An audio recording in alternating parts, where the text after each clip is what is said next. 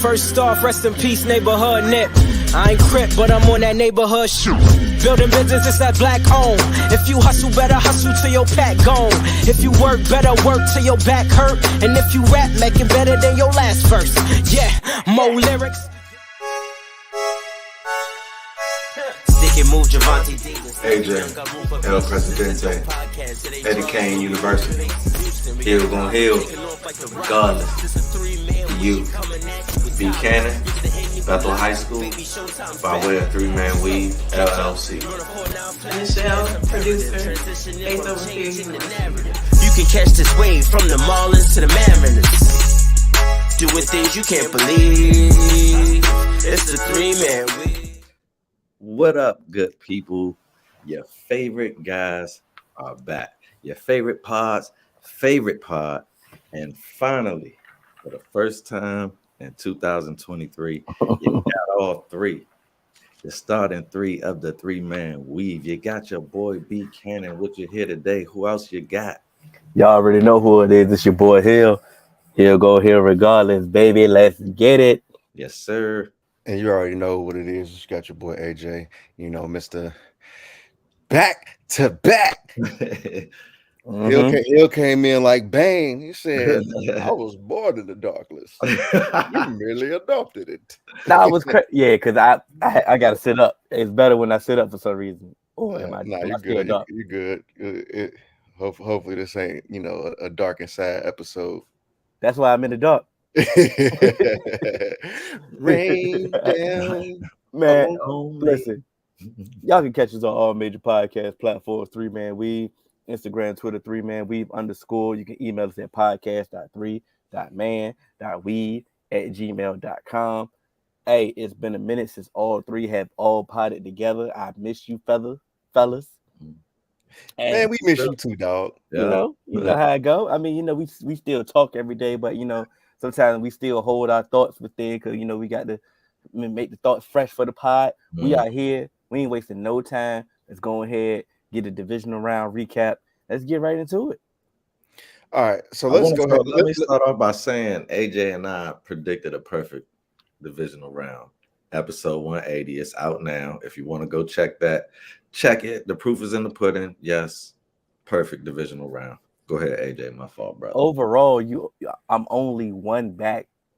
So I mean, nah. Yeah, you want talk all spicy. Yeah, you was 2 back. No, that's not even for you, bro. That's everybody can get it.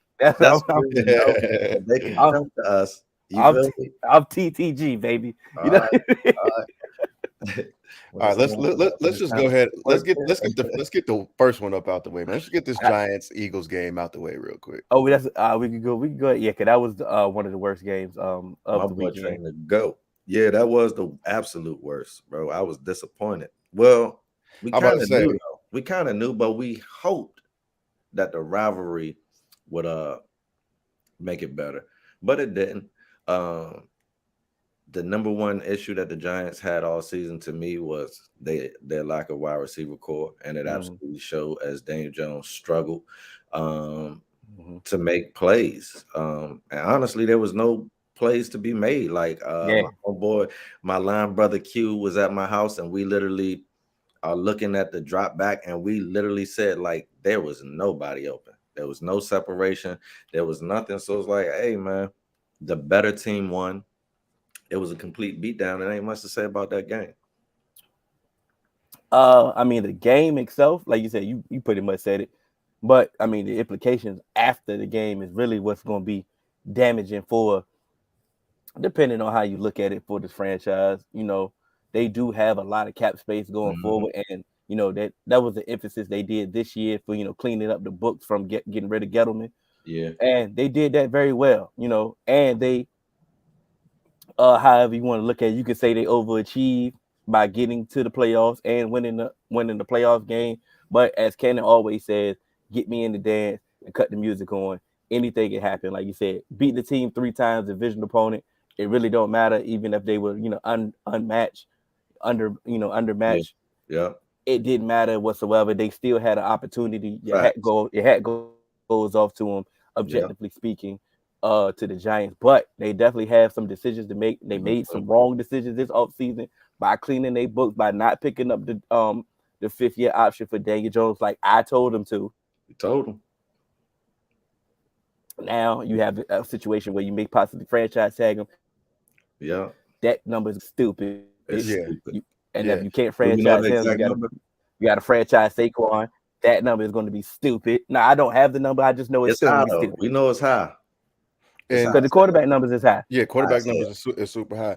And for me, I'm at a point, it's like for the front office, especially if you kind of know that you're going into a new head coach, I think it's only right that you pick up, like if you're in that situation, it's only right you should pick up that 5th-year option, because if you don't, and the coach is actually who you think he is, the quarterback is going to outperform what you expect. So to me, it's always best to pick up, and honestly, if you have a quarterback and you're in quarterback limbo and quarterback purgatory, why not?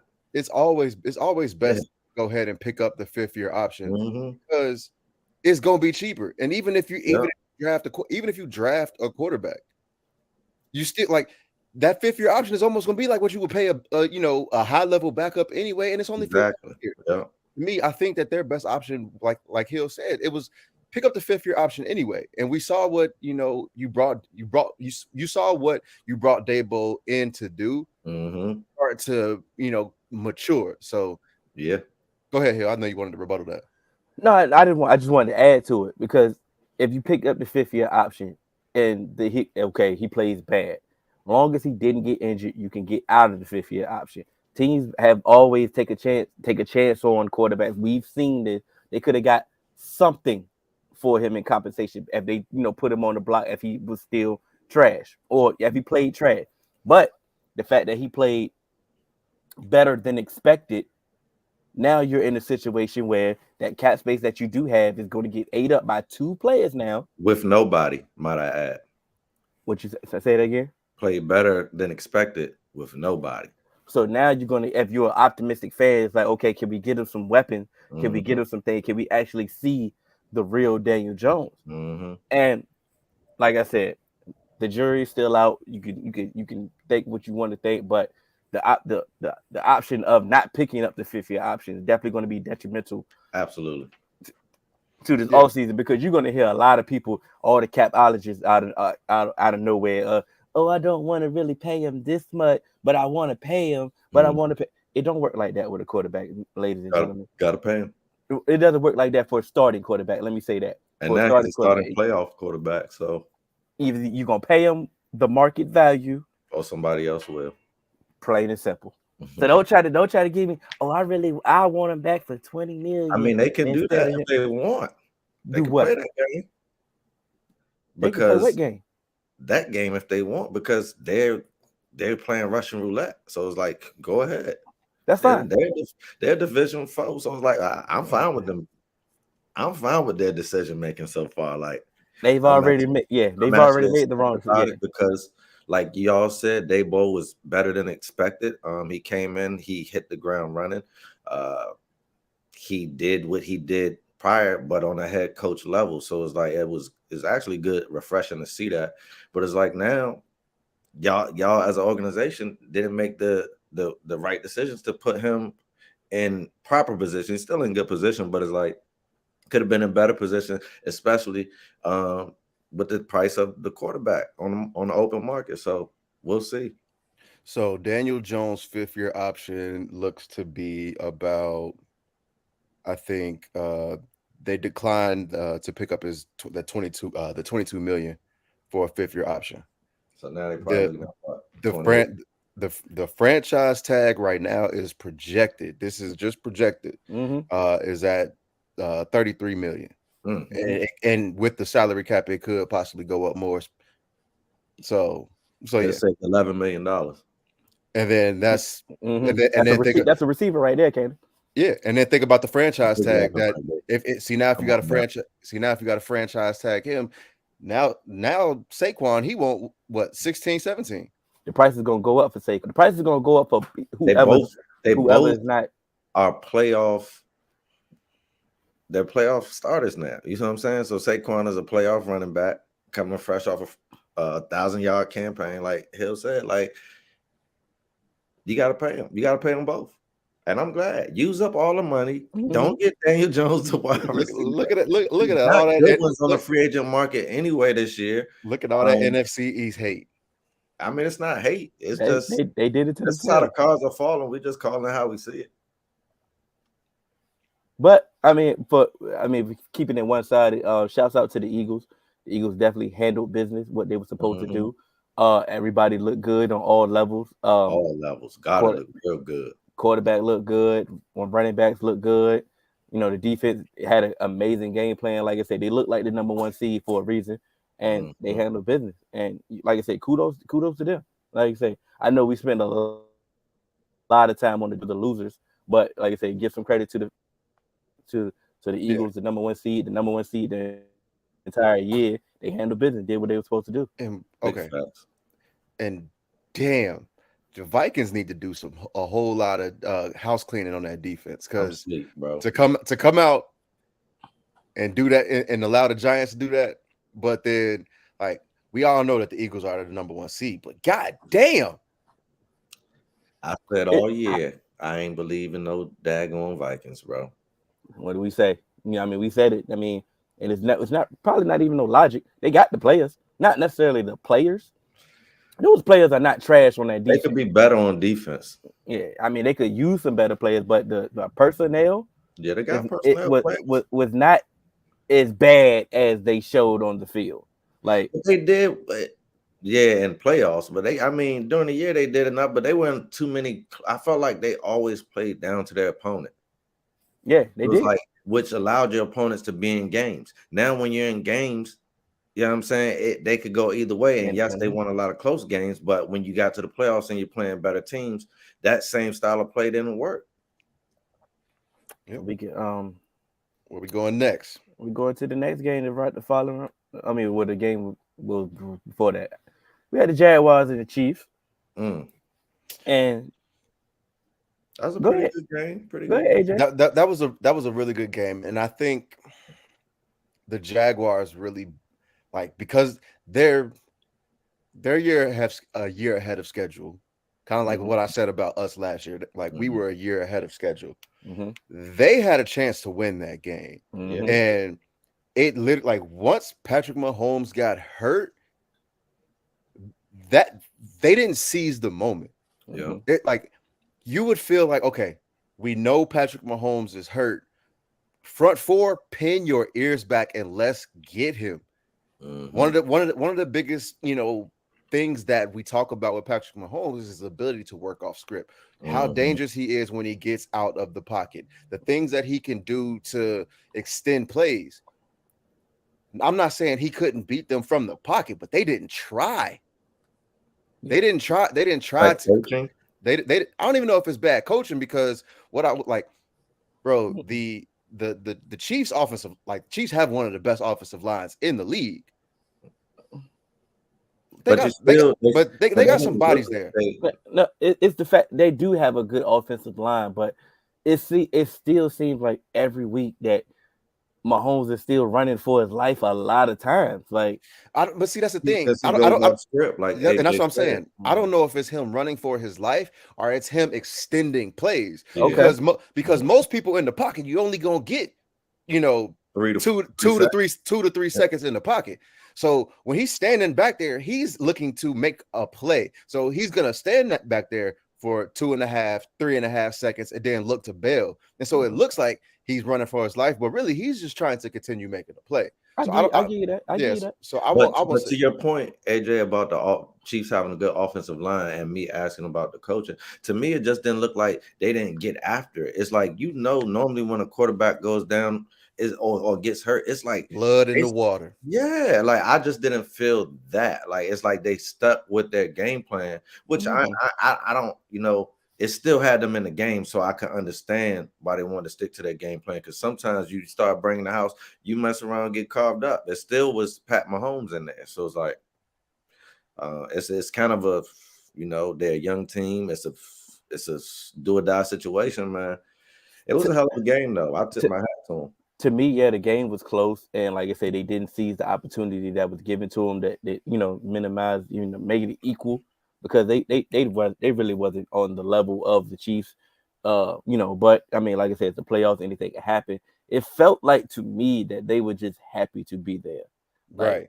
you know what? Like, we won a playoff game. I know we're a year too early. Like I said, I mean, we practice, we got a game plan, we sticking to it. I'm not saying that they gave up, you know what I'm saying, but it just felt like they were like,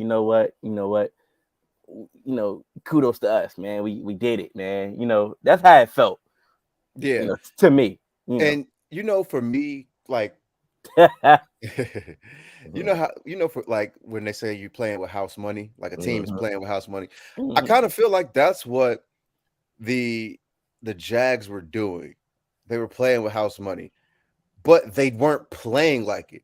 They were There you playing. go. They were playing like they were the favorite, and they were like nervous to blow it. When to me, like Doug Peterson, you've been there before, and you have this young team. Go for it. Yeah. Take some shots. Put pressure on them. And to me, pressure is one of the things. Like not even just like pressure as far as putting pressure on Patrick Mahomes, but just in general, like go for it. Put pressure on them to make them like to play perfect, because I like that, because they have stuff to lose. Like my baseball coach used to say, we don't have to hit home runs. We can, all 9 of us can bunt. But if all 9 of us in our lineup bunt, but every single one of y'all run as fast as y'all can down to the first baseline, it's going to put pressure on whoever gets that ball to make a perfect throw every single time. And what they're not going to do is be perfect every single time, because we're putting the pressure on them. We're dictating the game, and I think that they had the opportunity to do that, but they didn't. And then, of course, that fumble hurt. But the fumble definitely hurt. But to me, it was more spots in the game where I felt like Agnew to not be conservative. You know what I mean? I'm gonna shoot some bail to Doug Peterson as a, that fumble hurt. They might have Oh, done 100%. The fumble hurt. He's a veteran coach, and I believe that he understands the pulse of his team. And I believe that he gave his team the best shot of winning. And if it was to stick with that conservative game plan, because it's a young team that lacked the inexperience, like this entire roster. Does it? I mean, okay, Marvin Jones might have been the most seasoned vet on the team that has like experience. But if you look down top to bottom on this roster, this is a very young team. When I mentioned him, he'll act like he was disgusted. I didn't say. I mean, I said I would take him a few weeks ago in our private convo, and I still. His ass is going next year when they get Calvin Ridley. So, but no, I got a question for y'all based off what was said. They're playing with house money, but Doug also sticking with that conservative game plan because that's what got his guys there, and they're young. Now, is it dangerous to do that when you're playing with house money, knowing what the windows are like in the NFL? Because just like we're saying that they're a year ahead of schedule, but they could also have just missed their window just there. So, yes. I love that question, bro. Yes. Go ahead, AJ. And this is why I say it's dangerous when you playing with house money. Because to me, it's like a free bet in FanDuel. You got $50, but you can't cash you just can't cash the $50 out. You're not leaving here with that $50. So you might as well, hey, fuck it. Let's go. Like I'm 13 leg parlay. If this motherfucker cash, boy, I tell you what, whole life gonna change. You get what I'm saying? And it's like you already defeated the odds game 1. You came back down like from a 27-point deficit. Fuck it. We not even down. So like this is the best quarterback in the league. We're not down, and we in this game. We got a chance. Let's do it. And then when he hurt, he's human. He bleed too. Yeah. So let's go for it. Like us. So that's what Nick said. Since I agree with I agree with the way you posed the question, Katie, and I agree with what you just said, AJ. I'm going to take a different approach, just to give some different wrinkle. Is the fact that they're building something.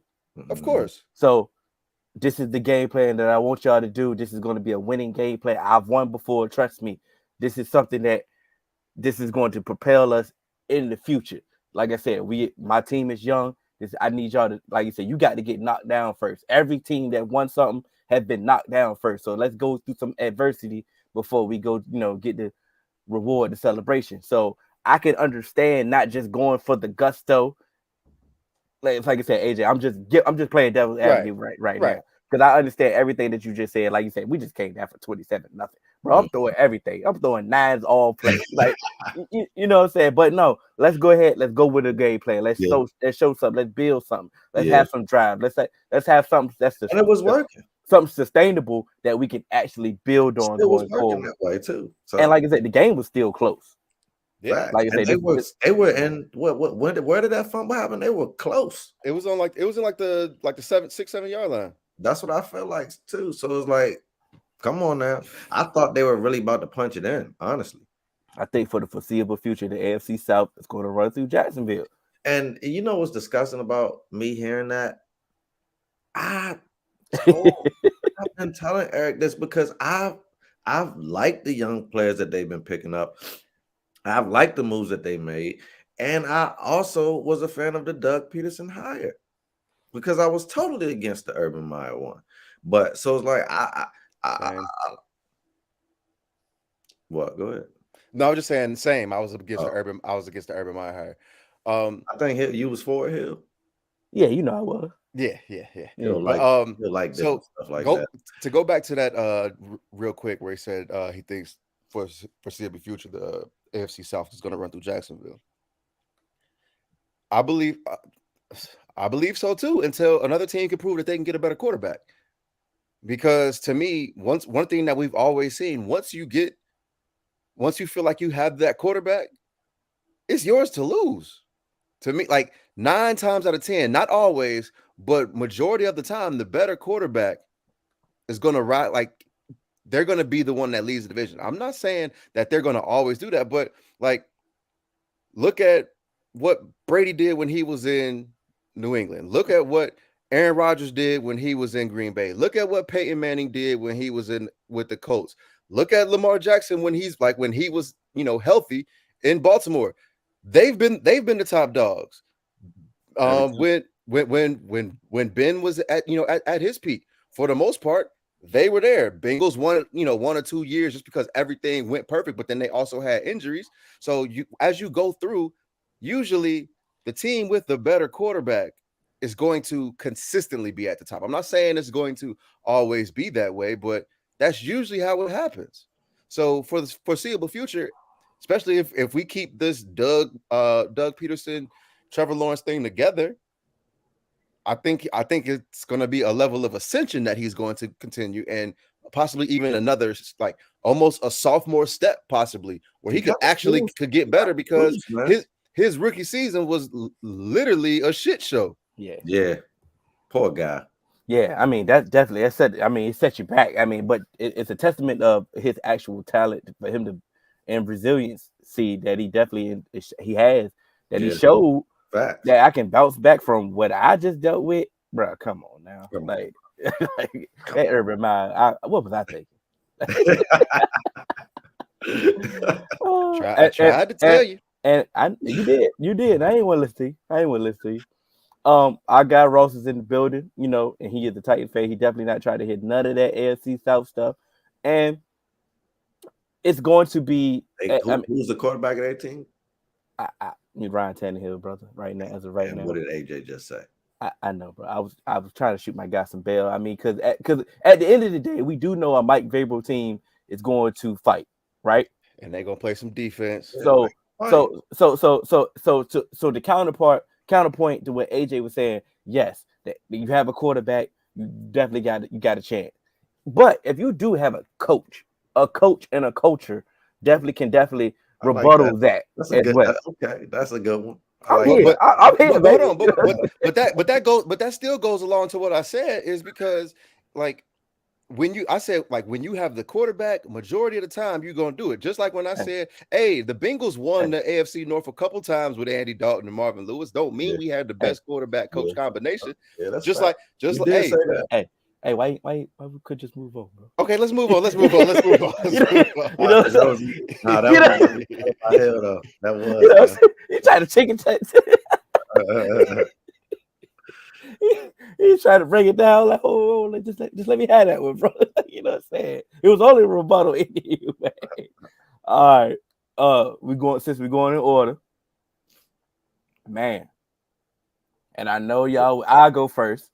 I Go know ahead. y'all went 100% on your picks and all and and all that, because that's when you really gloat. You only really gloating about this pick for real, for real. Oh, For man. real. So we get 100% on this pick. I'm gonna go first. The Bills never looked like this all season. As turnover prone as Josh Allen was this entire season, they still put up points. They still look like, you know what, you still got to still beat the Bills. Even though those losses that they had were solely on his mistakes, I get that, I understand that. Those games they still put up points. They still show glimpses of the Bills. They still show, okay, I see why people still believe in the Bills. I know he's not in the MVP conversation, but you still kind of keep throwing his name in there. You still see glimpses of that in the game. You saw none of that in the game at home. At home, it was disgusting. You know what I'm saying? And the show, and like I say, all credit will go to the Bengals for how they game plan, how they executed their game plan. I have no idea what I just saw from the Bills. That was not the Bills that we seen all season. Like I said, and I'm not taking nothing away from the Bengals. The Bengals, they did their job, they executed. But from a Bills perspective, we have not seen this from the Bills all year. This is one of the crown elite quarterbacks, right? He's been in that category. Played terrible. You know why? Go ahead. I've said my piece. Walk in your trap. Over your trap, man. And as kudos to the Bengals defense, bro. Sam, Trey, them boys out there leading the way. And that's what happened to Josh Allen, bro. Pressure, pressure, pressure. So, and that's my thing. Like, y'all Buffalo, y'all done had blizzard after blizzard after blizzard after blizzard. Y'all couldn't beat the Bengals in a little sprinkle of snow at home. That little sprinkle. They in there with they snow tires on, like they built for this. Like so it's like they it's got snow. real Hold on, but wait. But even guess what? Fans, It snowed in Cincinnati that day too. Fans moved couches in the daggone parking lot. You feel what I'm saying? Tailgating for real. So it was like it just was a whole disrespectful thing. And it goes back to what I said about the Bengals leader. He exudes so much confidence that the rest of the team is doing it, man. When he talked about that window and said, it's my whole career, it's like the team just feel like that and they just play like that, which, bro, that might be one of the best comments of all time. Matter of fact, after AJ go, that question that I need. Yeah, it's coming. We gonna talk about it, but we're gonna save that question, okay? Because we got a segment for it. But that might have been the best quote of all time. Like, bro, the window is to like what? That's some Jay-Z shit. No, it was fire. It was fire, bro. Go ahead, AJ. Go ahead. I'm sorry. You're good. So when the schedules dropped, we all talked, and I said we need to get out to some wins early because the back half of our schedule is a bloodbath. I said that because like we started out, with Pittsburgh, Dallas, Jets, and Miami, and then Baltimore. I said at the beginning of the season, if we could come out of that stretch with 3 wins, we will be in good shape because the back half of our schedule is brutal. After our bye, we played Pittsburgh, Tennessee, Kansas City, Cleveland, Tampa, New England, Buffalo, and Baltimore. And I was like, that's gonna make or break us. We went undefeated in that stretch, the toughest stretch of our season. And of course, some of the teams didn't end up being what we thought they would be, but there are some tough games in that. And going through, the biggest question was going to be, our offensive line and stuff like that. Of course, which is understandable. But what I felt like, what people failed to realize was that Monday Night Football game that got canceled, it looked just like what we saw on Sunday. First drive, we went down the field and scored.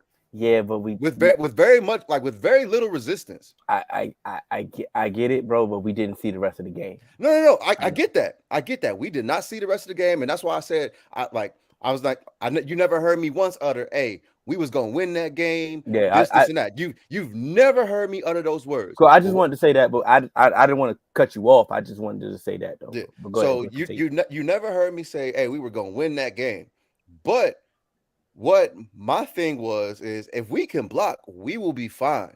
Because just like I told you this personally, it was always, will the Bengals be able to protect Joe Burrow? And I'm like, this Buffalo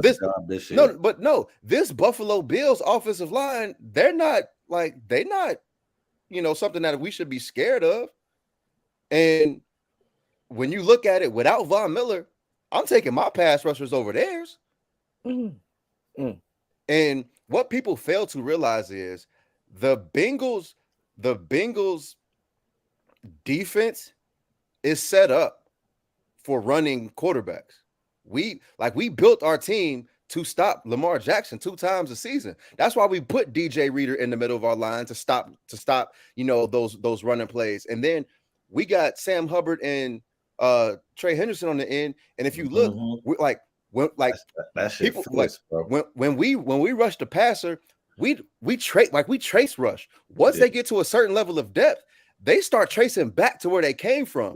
Yeah. So all that escaping the pocket and they work motors. And so we're literally built for people like Josh Allen, Lamar Jackson, and to some extent Patrick Mahomes, where it's just like we're not going to overcommit and allow you these escape places. Like, yes, you're gonna get some, you're gonna escape sometimes because it's just inevitable. You're that good, but for the most part, we're gonna be sound in our commit, in our rush lanes, and make it difficult for you.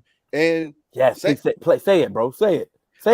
I don't think Bengals defense is underrated. I don't think so. You know why? I streamlined them almost half the year fantasy, bro.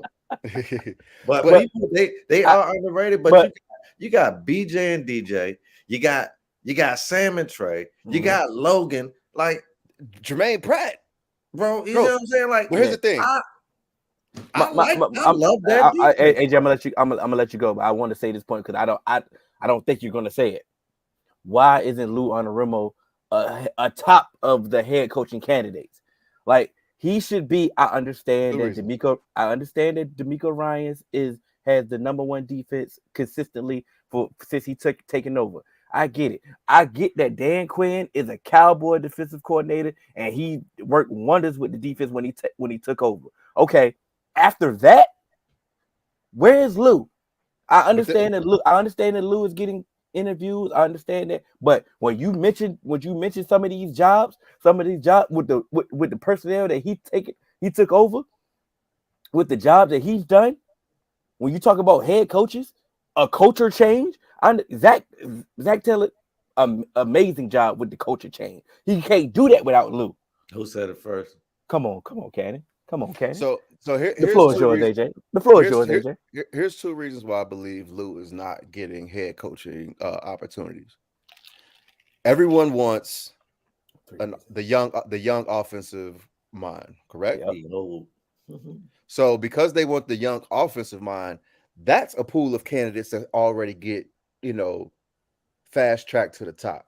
Mm-hmm.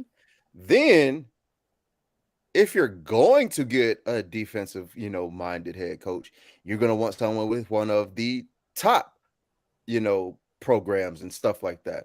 And that's where, people like DeMeco Ryans comes in and Dan Quinn. And that's where, even Leslie Frazier was above Lou, because those people felt like those were the premier defenses in the league. I like all of those names that you No, I got you. But then, except Leslie. But there's a difference of institutional perspective over what the Bills are versus what the Bengals are. Because I guarantee you, if Lou Anarumo was doing this in Pittsburgh, he'd have been a head coach.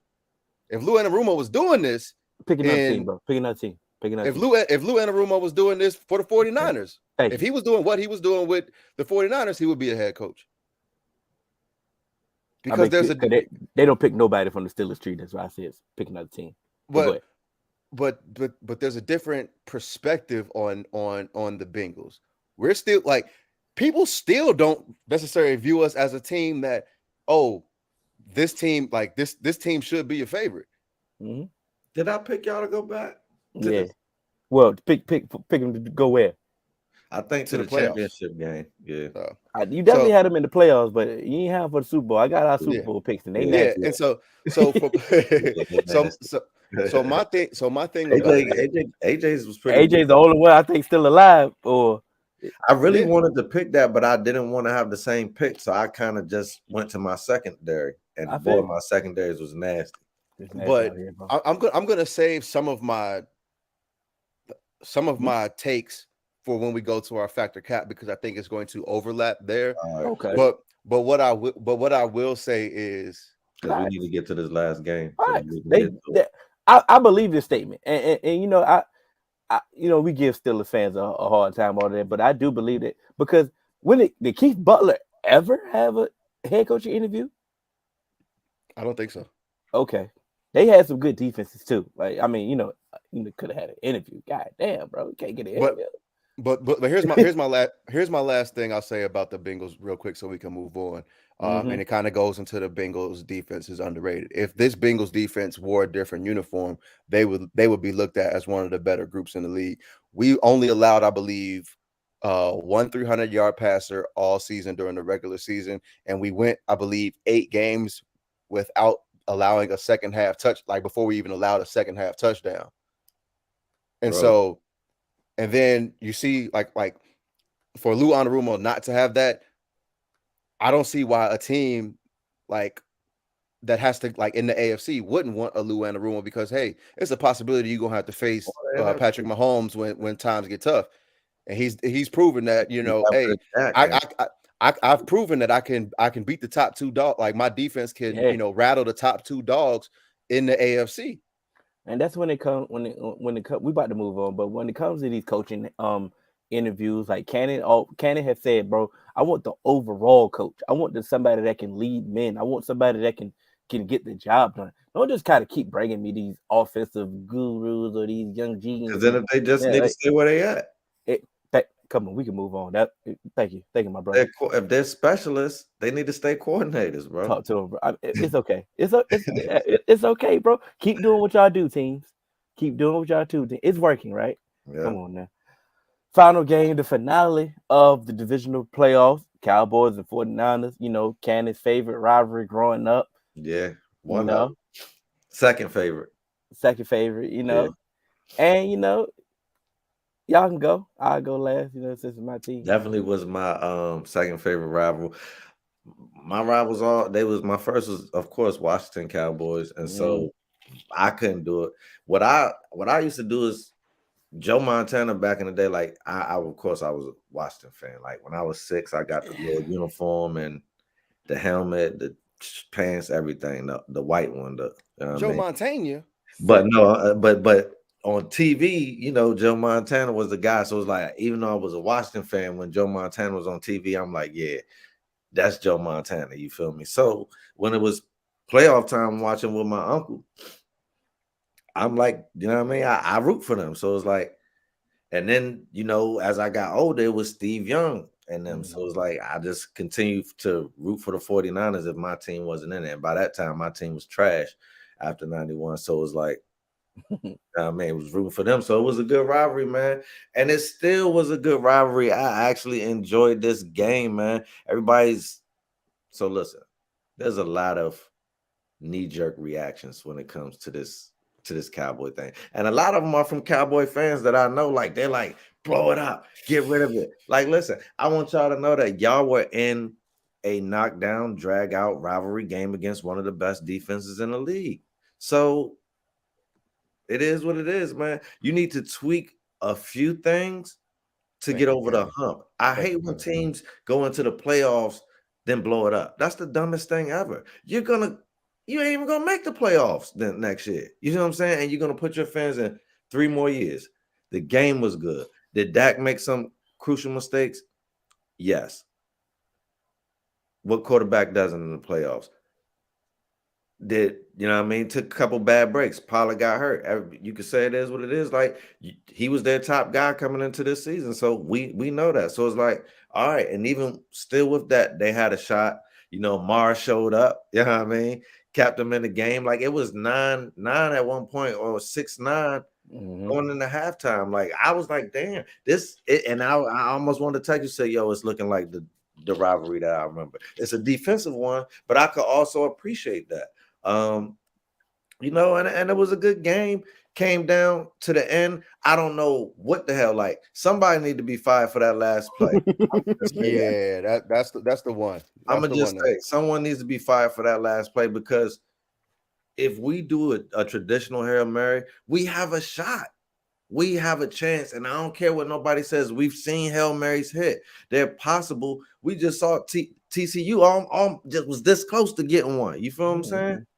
So it's like, come on now. Like, it is what it is, man. But it's like that last play was unacceptable.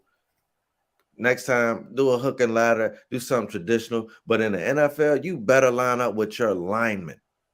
Don't ever think that you can line up with anybody else and that you're going to be able to have time back then. Dak had 0.5 seconds to get rid of it. So it's like, and then they're going to say, oh, it's Dak's fault. Yes, he threw 2 picks. Picks are a part of the game, man. It's about how you bounce back. And the picks didn't have them out of the game. They were in the game, still with a chance to win it. I would love for Cowboys to have this knee-jerk reaction and move on from that. Please. Please move on from that. Because who else you gonna get? Like, it is what it is, and that's my take. Good season, Hill. Hats off to y'all. 49ers were the better team, Brock Purdy, but I don't think it's nothing to be mad about. You know what I mean? Nothing to be sad about. It's just like it was a good game. Y'all was in it. It was not like the giant blowout. And even the Giants still don't have nothing to hang their hat on, because both teams got something that they can build on for next year if they don't abandon the game plan. AJ? Yeah, and of course, nobody wants to, be like, oh, Dak, yes, did Dak Prescott play good? No, he didn't. But he was not the only one that I'm just going to solely put, hey, I'm not putting this whole game on Dak Prescott, because if Dak Prescott would have won this game, it would have been like, hey, Dak Prescott got to play better, and we'll get to it. Last week they were praising. He played his best game, and to me, like, you can't take that and say, oh, the 49ers have the best defense in the NFL, and then when the best defense plays like the best defense, what you supposed to say? Oh, so you just outright say he's terrible. And had he won that game, yes, he, like everybody would say, he needs to play better. But in the grand scheme of Dak's career, when history is told, nobody would have ever remembered that. Nobody ever talks about 2007 Tom Brady when he threw more interceptions than touchdowns against the Chargers, and they won by 3 because they won. And so Tom Brady is just looked at as, as the great. The very next season, Tom Brady, same thing. He threw 2 touchdowns with 3 interceptions, but they beat the Chargers again. And they went on to, to lose in the Super Bowl that year. But nobody ever remembers that game, because guess what? Tom Brady won. Yeah. So if Dak throws those 2 picks and they win, yes, everybody's gonna, like, on Monday, because it's the nobody Cowboys. Even remembers the picks if you win at all. They're always going to be like, oh, like Monday, first take is still going to be, oh, Dak needs to play better. Undisputed, Dak needs to play better. Dak needs to play better. Can they win with Dak? Yes, they can win with Dak. We know that. Like, I hate this. Can they win with Dak and McCarthy? Like Ryan Clark. Yes. They can win with Dak and McCarthy. I don't know if they can win with Dak and Kellen. That's on McCarthy. So it's like not even I want a head coach that can do it all, bro. Manage a team. Fire a guy. You see what I'm saying? Which I don't like about. I hate to go back to my team, but you're fired the wrong guy, Ron. If someone's not doing their job, Mike McCarthy, get your Kellen, come to my office with your books. So that's on Mike McCarthy. And the thing that pains me the most, because I normally don't watch these shows, but when my team is actually gonna get some limelight and some time to shine, I'm gonna watch, because I want to hear what they talk about. And one thing that really blew me, this week as I've been watching, is, can you win with Dak? Yeah, yes, you can win with Dak. Yes, you can win with Dak. How can you tell me you can't win with Dak when, like, you've been in the playoffs 2 years in a row, 12-win seasons? He's won playoff games. 2 words. But my thing is, Trent Dilfer. Talking about, can you win with Dak? Trent, bro, we could go on. Nick Mark Foles. Ripken. Nick Foles, Ripken. Joe Flacco. Bro, we've seen these, like, middle of the road quarterbacks win because things have. Hill, what did you tell me that y'all was doing on purpose this offseason? Oh, we was purposely sabotaging Mike McCarthy and Dak Prescott. And it showed. Y'all need to stop playing games. Why are y'all always doing? Why can't y'all just be in football? Bro, cause look, what the hell? So the whole season we was praising Howie, wasn't we? He was making moves, going for it. He's seen this window. Mm-hmm. The 49ers. Mm-hmm. Middle of the season, who'd they go get? Christian McCaffrey. Did they need to go get him? Absolutely not. But what'd they do? They saw a window. They saw an opportunity, right? What's my saying? Which one? The rich get rich. The rich get richer. Yeah, I'm about to say, which one? You got moves, man. Like, what is it? But the other team that needed a running back should have went and got McCaffrey. Like, why would you allow the Bills, right? Running back guru to go and get McCaffrey? But and so somebody that didn't need him. Right. And so let me tie this all together real quick, because I know we got some stuff we got to move on to. Mm-hmm. So when we watched the Giants go against the Vikings, we saw the Vikings take away their, Justin Jefferson and say, look, go ahead, TJ Hawkinson, do what you got to do. We're not even worried about you, because you alone ain't going to beat us. And the 49ers, he had them close though. And the 49ers, TJ, man. Yeah, but the 49ers was like, all right, CD, yes, go ahead, do what you got to do, but nobody else is going to be able to do a damn thing. And the reason why they did that is because, like, Dalton Schultz not gonna beat us. He's not a threat to us. Yes, he can catch the stuff underneath, but he's not going to change the game. CD is a Pollard, man. And so it's just like, we know y'all not gonna commit to the run. We're gonna sit on these comeback routes. Like, we gonna let y'all do this 10 yards and in. Because none of your concepts are going to bother us. We're gonna squeeze everything and make you play to our strengths. We're gonna squeeze everything, make you try and beat a crowded over the middle field. Kellen got to go, man. And what did Kellen do? Comeback routes and trick plays. And I'm disgusted now that I'm actually thinking about it objectively. He got to go, bro. And there were a lot of comeback. 2 of the picks were both some type of curl or comeback. You feel what I'm saying? And I you saw me in the Yankee chat, Hill, the Yankee Bros chat. Like, don't throw those.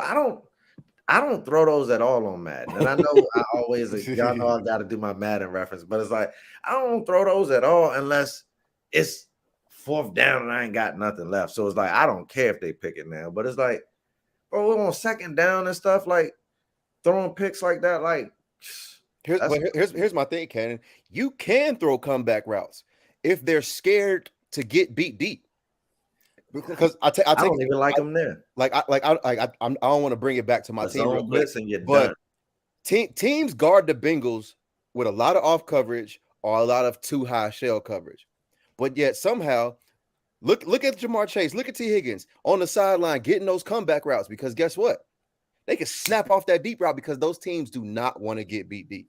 They don't. Every single week, our offense looks completely different than last year, because last year it was always, they're going to rely on a big play to Chase, or they're going to rely on a big play to Higgins. But now we having 10, 12, 13 play drives. They also And got Joe Shiesty, man. But And even that it's a different tier, man. But it's a different tier. But I'm saying that offense can be done like that if you run it. Like you can run comebacks if people are afraid to like guard, bro. Yeah. Like if every single time you run a comeback and the corner is in your hip, obviously you have nothing in your route, like in your route combinations that are threatening them where they like, I'm gonna play off.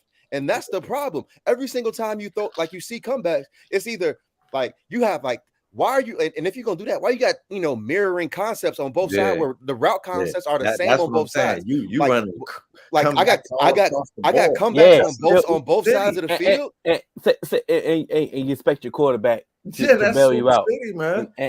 Because if they're playing you straight up cover 2 on and you running comebacks on both sides of the field, where the fuck am I go, bro? It looks the same on both sides. Come back on the left, the right, and then the nickel, and that it got picked in the nickel. That's 3 comebacks. I rewound that play and looked at that play, bro. I said, "Ain't no way. I'm not throwing these comebacks. Like, why are those the routes? I would have checked it down." This is, and that's when it comes to the decision making. Dak should have, but that's when they played a lot of cover 2. That's the most cover 2 that they played all year. Like they're mainly a cover 3.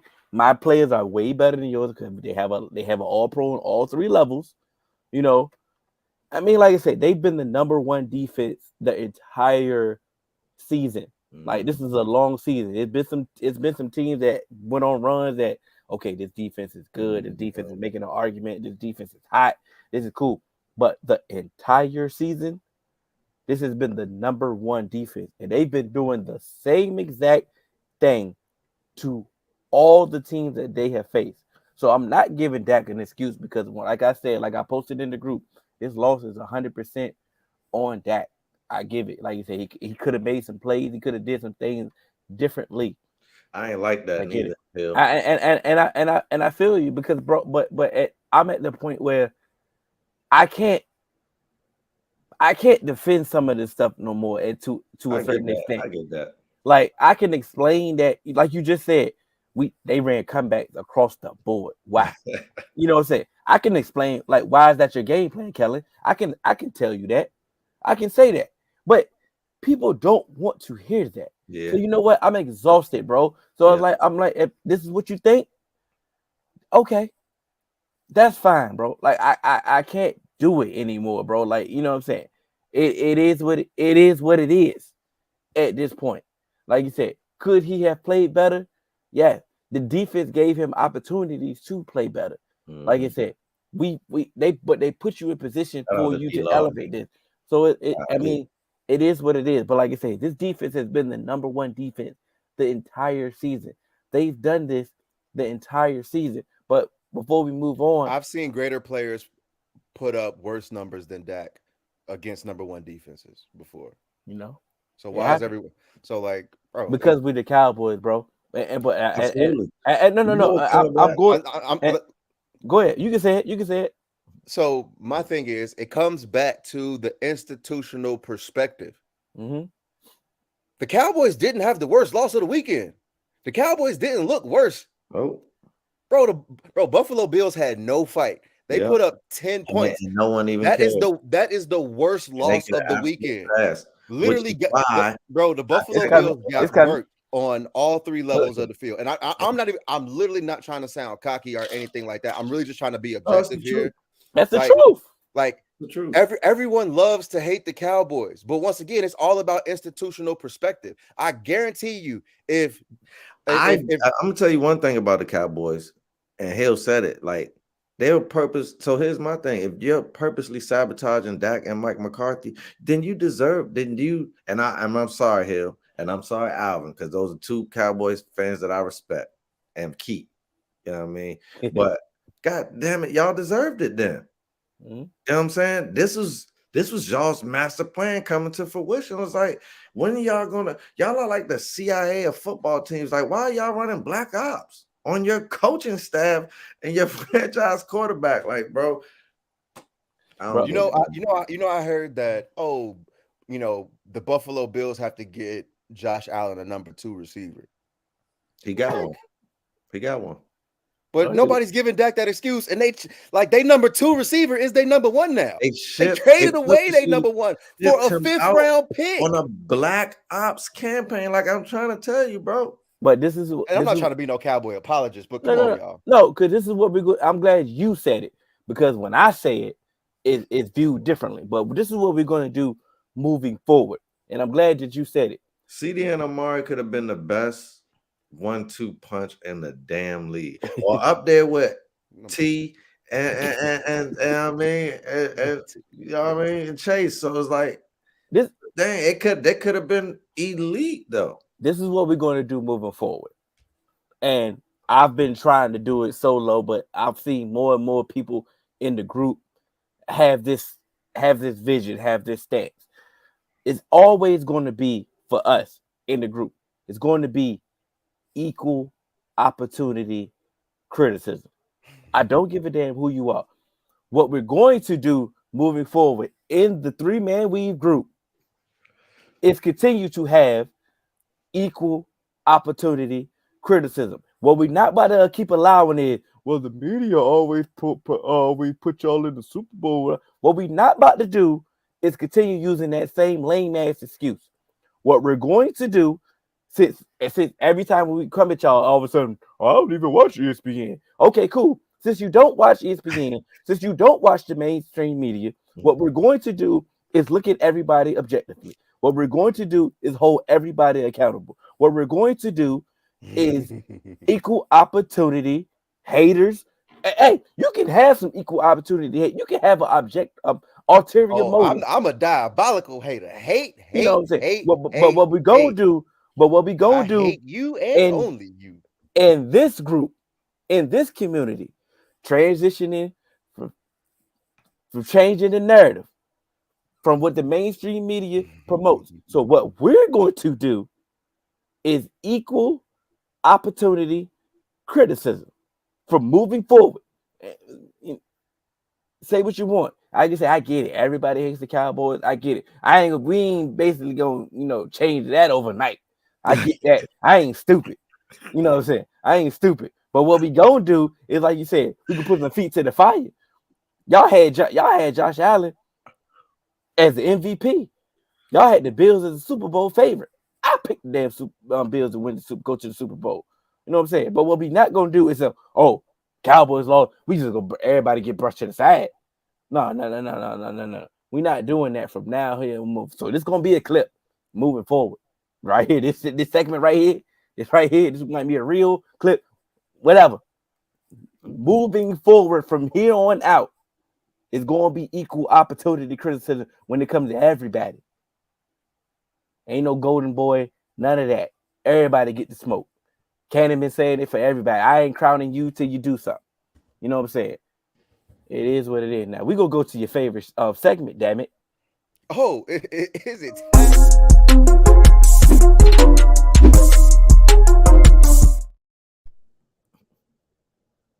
Damn, you better than me. And play twice? Nah, I don't play once. Oh, you know what? The laptop is crazy. Hey.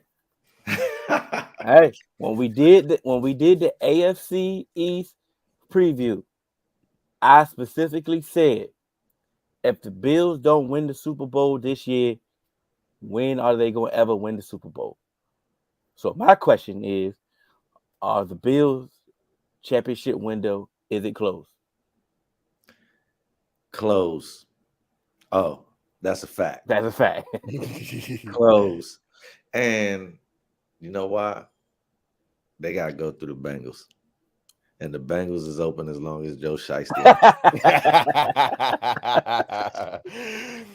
Hey, so the championship window closed. I'm going to say cap. Because what can it say? Get me in the dance and cut the music on. So they have a chance, and they've been getting to the dance. But remember, I had to apologize after last year when I said, hey, Josh Allen, he will give you a shot. He will give you a chance.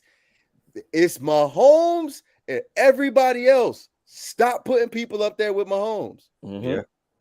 Yeah. And so it showed. And it's like, okay, just like we give Kyle Shanahan a whole bunch of credit for what he's done, Brian Daboll need to get a whole bunch of credit for what Josh Allen, that trajectory that he went on. We always talk about the line of demarcation of when Josh Allen got Stephon Diggs, but we also but we also got to talk about what Brian Daboll did with Josh Allen as well.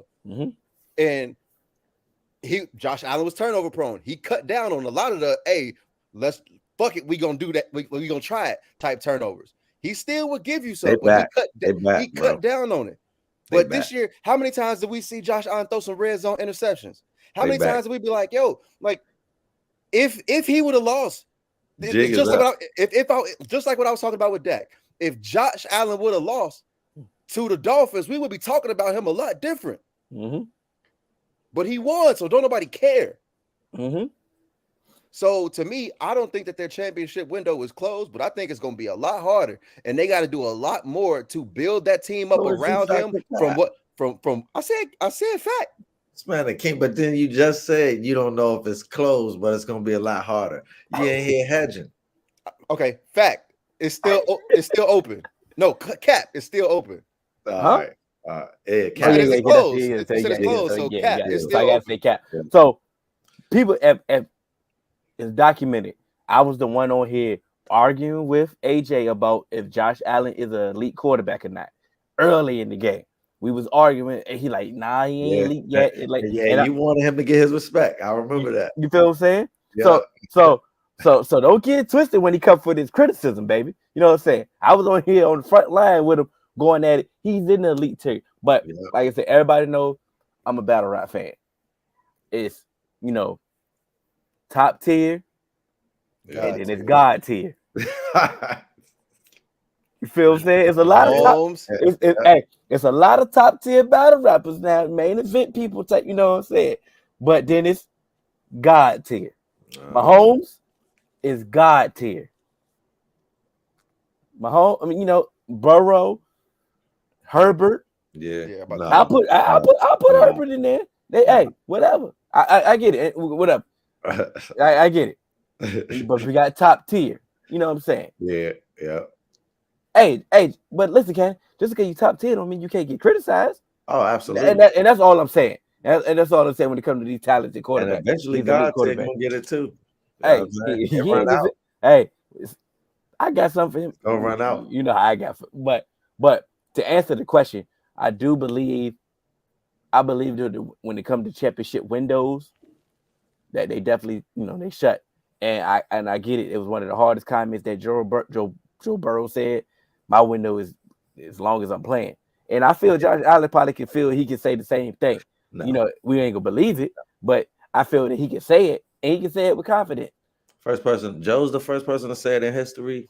Not taking nobody else to say it now. Yeah. So I feel you. We can move on, but I'm going to say cap to their championship winner, even though I did say if they didn't win the championship this year, they're never going to win it. And like you say, anything can happen. Anything can happen. Hedging today, bro. Because you get me to the dance. Yeah, that's and that's what I live by that now. But that's what I'm saying. That's why I'm like it sounds like we hedging because it's like that's why I sound like we hedging because it's just like they still have a chance to get in the playoffs and make noise. Oh yeah, Aaron Rodgers, he's top tier. He ain't God tier, man. Hey, he may have been I said, but I be on his ass. You can fall, but I be on his ass. 100%. Pause. So look, I got a factor cap for y'all. I don't know if you got one. You got one, AJ? He better. Yeah. Yours NFL? Yeah. You go first. I'll wait for mine. Mine's not NFL. Okay.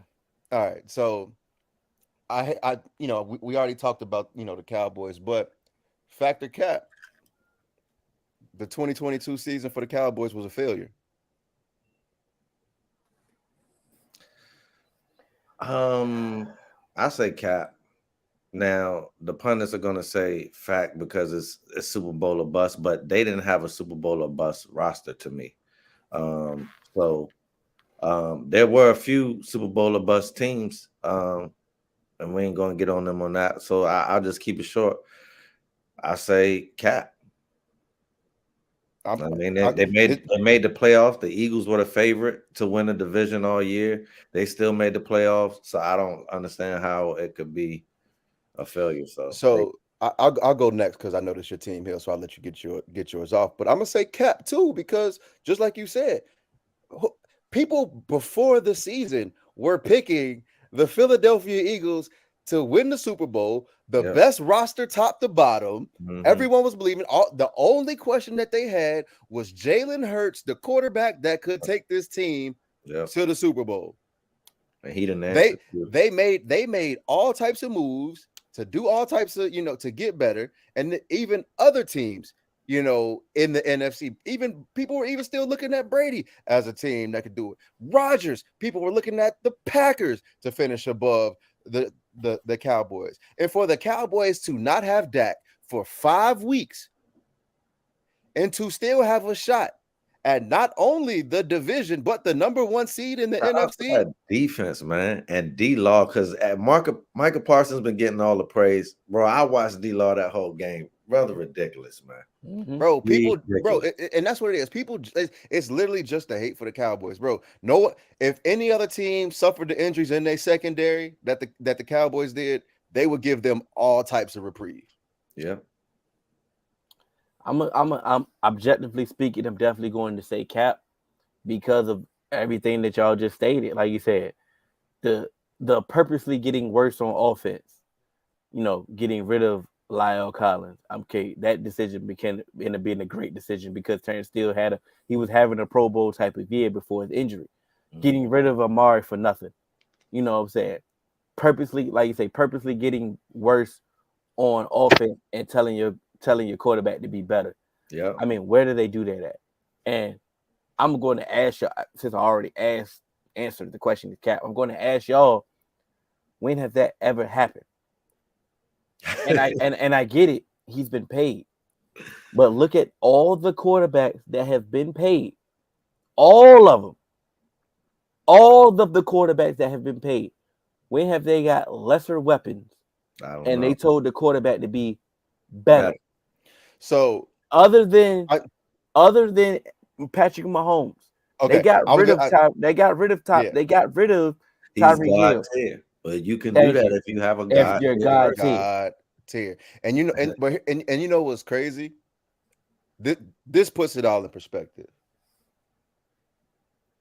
People hate Dak. Talk about how Dak is average.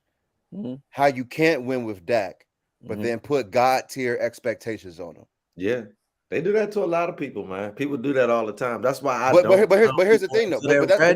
But that's the thing, though. Put expectations on people. But ain't nobody ever confused him with the elite. So here's my thing. But they love doing that. They love, like AJ said, that's what people do. When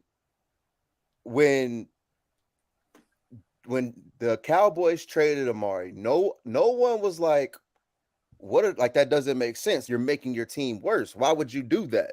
It was just, just getting rid of Amari. It's time for CD to step up. No one said, you're making your team worse. But when you had Hill, I know you're gonna love this. But then when you had Karen and Devontae about to leave, everyone's just like, what are you doing? You can't do that. Like, you have championship aspirations. You have the best quarterback, in history to do this, and this, and you're taking away his best weapon. You everyone gets built-in excuses. That's only because you had us sold on the defense. We would have never bro, said I don't know what happened. I don't. And he was the answer to the question. He was the answer to the question. Who was the quarterback that they gave you lesser weapons and they said be better? It was Aaron Rodgers, but he was considered God tier. Yeah, but he wasn't when they told him that. He was already which was unrealistic for them to do that. So if you wanted to answer the question, he would be the answer. But it's way more paid quarterback on that list.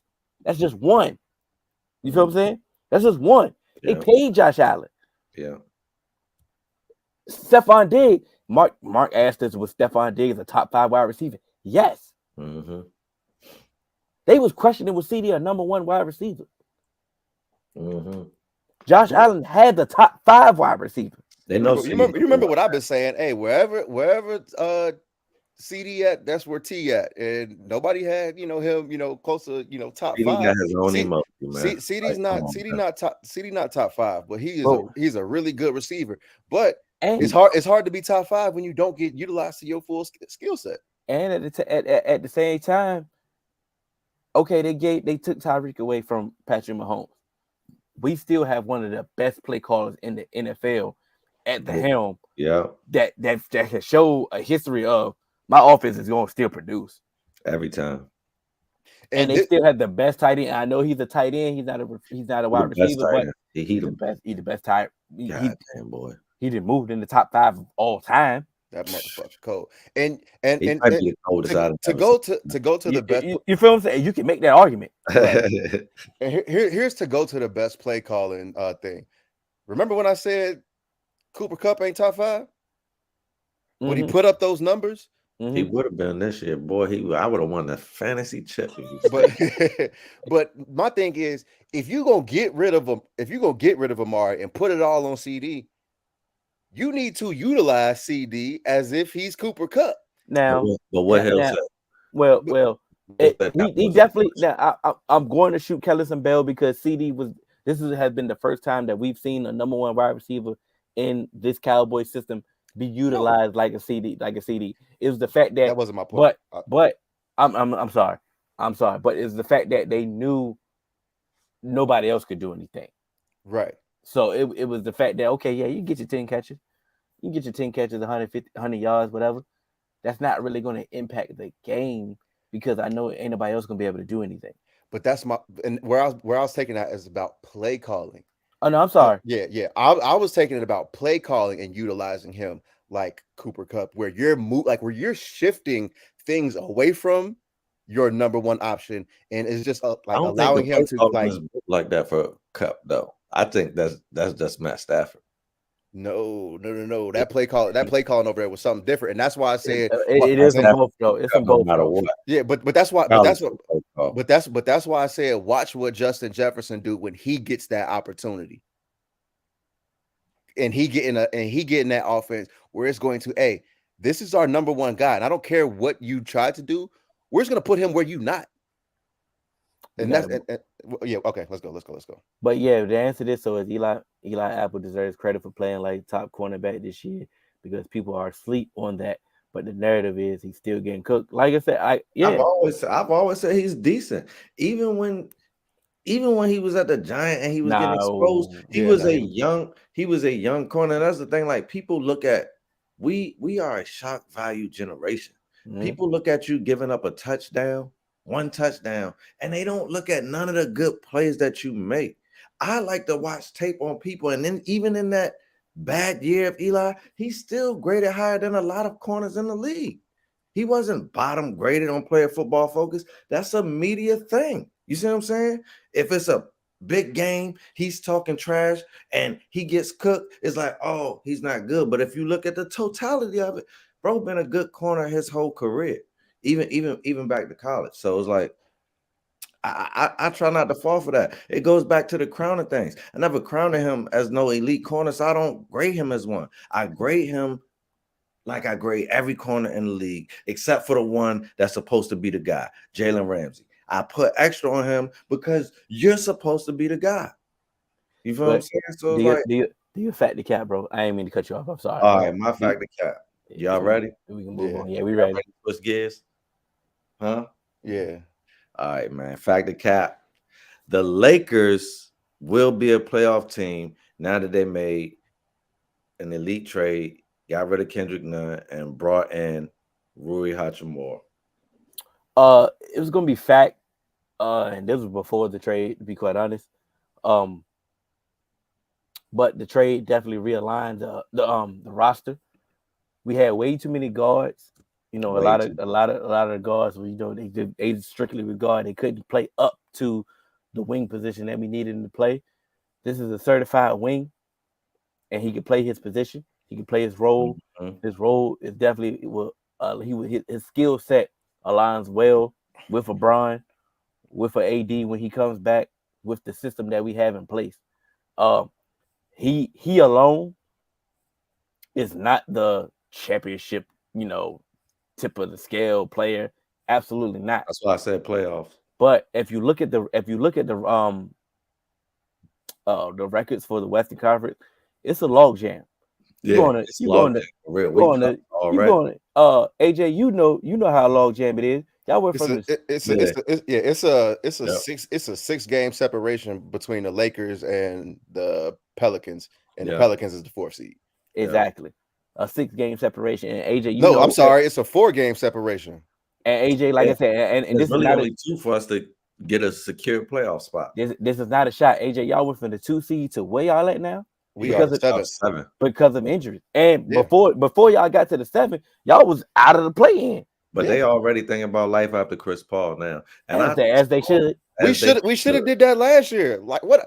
Like I said that. When Hill asked the fact when Hill asked our factor cap, I hedged because I said in the offseason, if we can get a point guard behind goddamn Chris Paul, where we don't gotta act like Chris Paul is 28, then we should be fine. But we playing this month. Oh, we know you go hedge with the Suns. That's what Mark told you. Yeah, god damn. At least you'll admit it though. Well, answer the question, AJ, so we can get to the championship game. Health permitting, man. Health permitting. Mhm. That's what we're assuming. If everybody can stay healthy, then yeah, I think this team will definitely make the playoffs. To retort that, because when it comes to health preventing, is because I believe the ascension of Thomas Bryant since AD been out is going to help AD when he comes back. It's like, okay, y'all can play together now. We don't have to ask AD to be, MVP candidate, AD, even though we want that because we need that based off of how the roster is constructed. But it's the fact that he can ease his way back in and he can get himself back going. Like I said, Braun has been playing like bro, you are 38, bro. Like what? He's 20. Like this is greatness. I'm sorry. Yeah, like it's crazy that we've seen this. Say what you want about Braun, man. This is different. But even he can take a step back now. Like I said, finally, and everybody can go back and go back into their role. Austin Reeves can go back to his role. Lonnie Walker can go into his role and actually can excel in his role better because he exceeded expectations already. The way he's played, Schroeder can get better. Pat Bev can stop being. I always thought Lonnie was elite, though. I mean, but he just didn't show it all the time. He was inconsistent. It takes time in the league. It takes time sometimes. Don't get my optimism as overly critical. The question was a playoff team. Yeah. And I believe that we can become a playoff team. And like Cannon always says, get us in the playoffs and cut the music on. Now, before we run out of time, we're gonna get to it. Let's get to these. Let's get into this AFC Championship game, NFC Championship game. Who's first? The NFC. NFC. Yeah. Let's get to it, man. AJ, set the tone, brother. Man, this is gonna be a great game. I think ultimately what it's always gonna come down to is quarterback play. And one team has an MVP candidate at quarterback, and another one has a young rookie. And I'm not saying, eventually Brock Purdy's gonna play like a rookie or anything like that. He did. That's what I'm like. He's already had those games, and so I just believe what Brock Purdy is being asked is the same thing that is being asked from any other 49ers QB is just don't fuck it up. And we got the playmakers and the defense to give us a chance. But when it comes down to big games, it's hard to just have that game manager just don't fuck it up, we'll win, because at some point in the game you're gonna need a critical play, and Jalen Hurts can make that. And the thing that has been just so ridiculous about Jalen Hurts, he hasn't made a ton of mistakes this year, and so him playing clean football and then the Eagles still having a really good defense as well, I think the Eagles are gonna take this one. Yeah, man. I agree with that wholeheartedly. Ain't nothing else to say for me. You nailed that one, brother. This is a evenly matched team. What the 49ers do defensively, they can definitely negate the strengths of the Eagles. So they're going to have to adjust. They're going to have to adjust their game plan. I don't think they're going to have a easy, they can just go out there. We could play Eagles football and win. I don't think it's going to be that easy, but it shouldn't be because it's the NFC Championship game. Absolutely. But on the flip side, I believe that they have the personnel as well on both sides to match what the 49ers do well. We made Brock Purdy look like a rookie.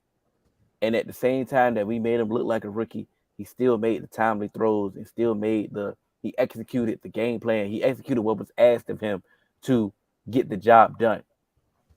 Can he do that against Philly? I believe so. At the same time, Jalen Hurts is he's asked to do the same thing. I mean, he definitely has more talent than the Brock Purdy, but he's pretty much asked to, hey, don't mess this up. Play clean football. So, this is going to be one of those games that it's going to be ugly. It's going to go tick for tack. It's going to come down to the coaching. And when it comes down to the coaching, I do believe that Kyle Shanahan is a better coach than Nick Sirianni. And I'm going with the 49ers on this one. Okay. Ooh, okay. I like that. You trying to make up.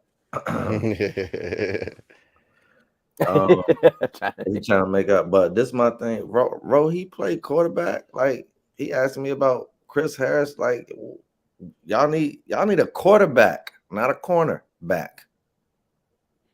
Go ahead, my fault. And I'm going with the Eagles, man. Hey, look, this the one. Anybody talk about those damn tight? Yeah, bro. Like, what the? He way off topic. Bro, we talk about championship football, my boy. And then he's not even talking about what can impact his team to win. Like, are you serious? I love it, man. Chris Harris gonna swing the pendulum. But anyway, man, I'm going with the Eagles for what AJ said so eloquently, man. I think they're very evenly matched, also like Hill said, but absolutely. I think quarterback play separates this game. And if I had to choose, and it's no knock on Brock Purdy because he's shown us that he's pretty dang good too. It ain't enough games for me to say anything else, but he's pretty dang good. But if I had to bet, I'm going with Jalen Hurts, man. And I also think Jalen Hurts been playing mistake-free football a long time. I mean, going back to college. So it's like game. That's his game, bro. Yeah. So I have to think that that's what we gonna be expected to see this weekend. But what we do know about the number one defense the entire year, that they make you don't look like yourself. Fact. Very true. Very Like true. So I mean, it's good. Like, you either gonna be way downhill or on the gap. So. I mean, I'm the regular season champ anyway, so I mean, for the first time ever. I mean, hey, it is what it is. First time for everything, man. Damn, man. The Cowboys are this, this pickup thing, I said, hold it down in the regular season. All right. We got the Bengals and the Chiefs for the AFC Championship. We definitely got up. Before we go, can we get an injury report on Joe Burrow, AJ? Because he did get injured in this game. Yeah, Jackson Carman, man. Goddamn, finished the goddamn block into Joe Burrow's ankle. And not a lot of people are talking about that, but Joe Burrow kind of dealing with an ankle issue too. They've been pretty quiet on it. They actually have their first practice tomorrow. So I'll have a little bit more updates. I'm gonna hit my guy James Rapine up and ask him how Joe looking in practice, and if he's walking with a noticeable limp. But we got Alex Kappa. He's doing better. They haven't ruled him out yet. I believe he's out of his walking boot, so he might get some practice. So we'll see if he's on the rehab field tomorrow or not. To me, that's the big question, is if we'll be able to get Alex Kappa back. Jonah Williams, he's cool. But I actually do believe Alex Kappa is the most important person on this offensive line going into this game, because he'd be in the trenches going against Chris Jones. And I think that is what we truly, truly need, that body going against Chris Jones. You going, Cannon, or you want me to go? I'll go. I mean, I need an injury report on Pat Mahomes this week. It's terrible. It's nasty. Oh And yeah, that shit still hurt. That's nasty. that's the more important one. And I know my original Super Bowl picks was bad, and I can't remember if I had the Chiefs or I believed in the Bengals. Nah, you had neither one of them. Oh my God, Lord, who the hell did I have then? Oh, I'm looking. Don't worry I about it. was I about got to it. say, yeah, keep I going. got it. I pulled it up too. Because I'm about to say it's gonna be But posted. ever since You you want to know who you had? yeah. Green Bay I know I had Green Bay and because the Bills. oh, all right, yeah. So I mean, they let me that. That's why they windows closed. Fact. A different day, yeah. But no. I was worse. One, I like the fact that Joe Shiesty got his team back to the AFC Championship. I hate the fact that we see so often we see a championship loser or a Super Bowl loser or NBA Finals loser, and they just don't get back. I want to see a loser get back and get what you left out there on the field, man. I would like to see that. And the Bengals got an opportunity to make that happen. So I'm riding with the Bengals for the AFC Championship, man. Also because I feel like Joe got a knick-knack injury, and I feel like Pat might be hurt. You know what I mean, not to say that Pat ain't gonna play. I know he's gonna play, but I feel like he still might be hurt. And I agree with Mark. And my whole thing has nothing to do with football. To be quite honest, it has everything to do with pride. Like, and y'all know how I talk about it. I'm like, bro, where your pride at? At the end of the day, what you're not about to continue to do is to continue to lose to the same exact team in your house. Bro, at some point, you got to get sick of that. At some point, it's just so hard. Like we always say, it's hard to beat a team 3 times in a season as a divisional opponent. And like you said, you play them at home as well. But you played the Bengals in your house where you have known to have a significant home field advantage throughout the years, and you've lost significantly every time. At some point, that can't come. That can't happen. Yeah. At some point, you have to get mad at somebody. Like at some point, you have to grab your nuts and be like, "Hey, look, this is not happening again." At some point, yeah, you Joe Shiesty, but hey, I'm God tier. Remember, you just top tier. All right. So, like I said, that ain't got nothing to do with football. Yeah. Because when it comes to football, the game plan that the Bengals had last year. Hey, copy and paste that same game plan against the Chiefs. You should be able to win this game. You should be able to win this game convincingly, the same exact way, to be quite honest. But sometimes your pride should be better than the game plan. Your pride should be better than the script. Your pride should supersede everything that history has shown you. At some point, you should be tired of this. And that's what I'm going back. Ankle injury and all. I got the Chiefs.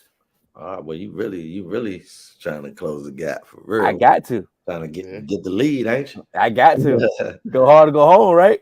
Facts. I ain't mad at it. But at least I had logic behind it. I ain't just saying, hey, look, I got to get back, so I got to go back. So at least I had logic behind it, bro. You know what I'm saying?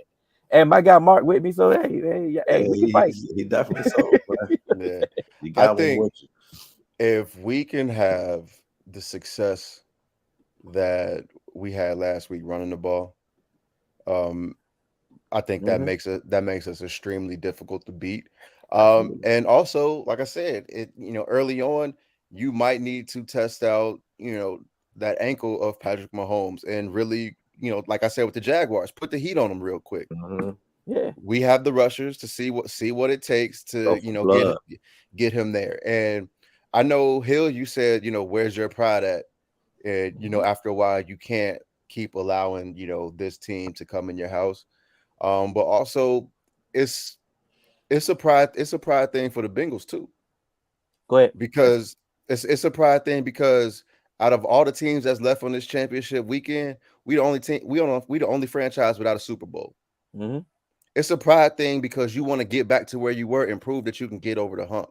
It's a pride thing where it's like, hey, we are a better team than what we were last year, and we can prove it. But also, it's still the Chiefs, so this ain't just gonna be no walk in the park. We just talked about Travis Kelce. That motherfucker cold, bro. Like, I don't care what's going on. That motherfucker cold. And Patrick Mahomes, when you God tier, you could do God level shit, and that's what he can do. And so, ankle or not, this like he's still a problem, and he's still got to be accounted for. And Andy Reid, being one of the best play callers that we've ever seen, he's going to have some things that's going to be new wrinkles. And so it's going to be on another person that we just talked about. It's going to be on Lou Anarumo to put his guys in the right place. And I think it's going to come down to, just like it came down to for both teams last week, it's going to come down. It's going to come down to the trenches. It's going to come down to the offensive lines and defensive lines of both teams. Who's going to get pressure and who's going to force somebody to make that mistake? And AJ would feel the same way if the shoe was on the other foot. What do you mean? He basically he talking about Hayden. Oh yeah, I everybody know I only got two favorite teams in this league. That's all. Ain't nothing new about that. It's just, I mean, it is. I mean, we gonna see. We definitely gonna see because, like I said, my explanation was definitely no football involved. But like you did say, I'm glad you did say it.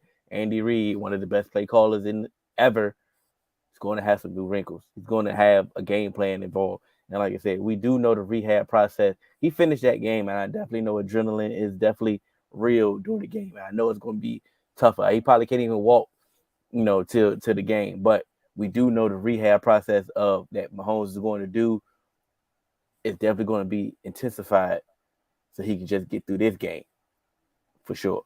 And he's still Mahomes. But on the flip side, that's still Joe Burrow, who, who's teetering towards those levels, towards those tiers. It's definitely going to be a great game. It's going to be one of the ones. We ain't going to hear from AJ till Monday. Mm-hmm. When it comes to that game, I respect it. But, it is what it is. But this has definitely been episode 181. The gang been all back together. I appreciate all the fours that showed up. Y'all held it down. I appreciate the fours that's going to watch the replay. Y'all see it. Yeah. Make sure y'all like, share, subscribe. Hit that thumbs up button. Yeah, make sure y'all hit that. Share it. Please share that. Tell a friend. Need that money, baby. Need that money. Y'all can catch us on all major podcast platforms. 3-Man Weave, Instagram, 3-Man Weave. After you asked them the first time, my fault. You know how they go. Connecticut people. They said they different in CT. Oh man! Shouts out to our guy, man. Look. Oh man! All right, and we out. And we out, y'all. Shouts out.